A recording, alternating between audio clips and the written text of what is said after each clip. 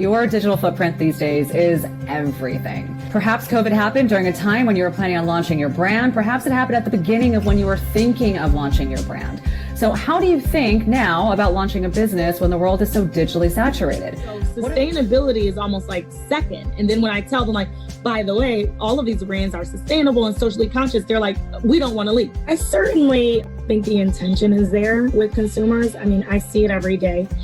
Everything with the pandemic has kind of brought an opportunity to allow people to come back as a business owner to making decisions from an internal place and becoming more intentional about the decisions that they make and the way that they run their business. Marketing itself has become disruptive, and it's not because of technology. The whole expectation of customers and consumers has changed. We've moved from the 4 Ps of marketing idea, which we all learned when we were going to school. It's changed to and evolved to the 4 Es, which is about experience, every place, exchange, and evangelism. Today, product isn't what's going to make you special. Because of mobile, because of the internet, because of Amazon is carrying everybody's product. And then the old idea of price, the whole concept of price.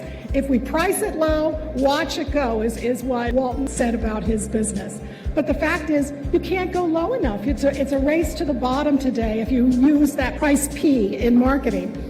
What we have to do is we have to look at how we can make price and turn it into exchange. What are we giving and exchanging to the customers for their attention, for their dollars, and that's ultimately the value. But today, we've got to use evangelism. That's the other E, the final E of the new 4 Es of marketing. Lack of cash is the biggest issue. Almost always goes back to inventory. But it's really important to have it laid out so that you don't get to a point to where maybe you have a really great season and where sales are really great.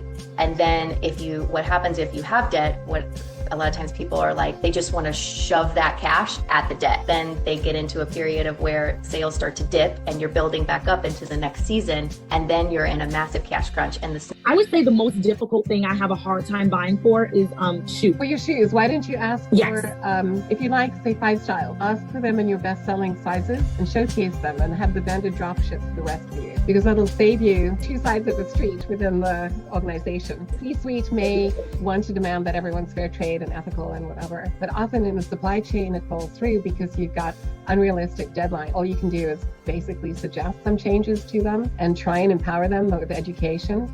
But it's a process to create change.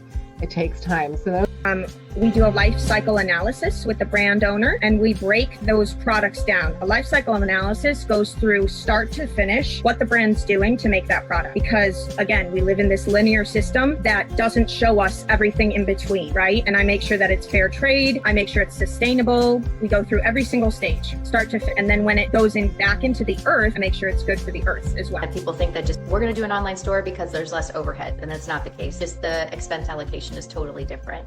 The biggest difference on the expense side from a brick and mortar store versus an e-commerce store is that brick and mortar's fixed expenses tend to be quite a bit higher because of rent and things, whereas an e-commerce business, your variable expenses are so much higher. Your variable expenses obviously go up with sales and go down as sales go down. So energy is everywhere. We can infuse things with energy. Plants resonate on energy. Why aren't we wearing things that support us on a molecular level? Like we wear clothes all day, right? Everything is energy. That means that what it's made from has an energy, and how and where it was made has an energy, and the circumstances around all of that has an energy.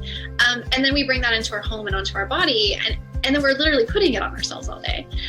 People in the sustainable field go about really telling the story about why they are here. There's a misperception that going that route, that they can't be as profitable. I think there's no way forward without sustainability.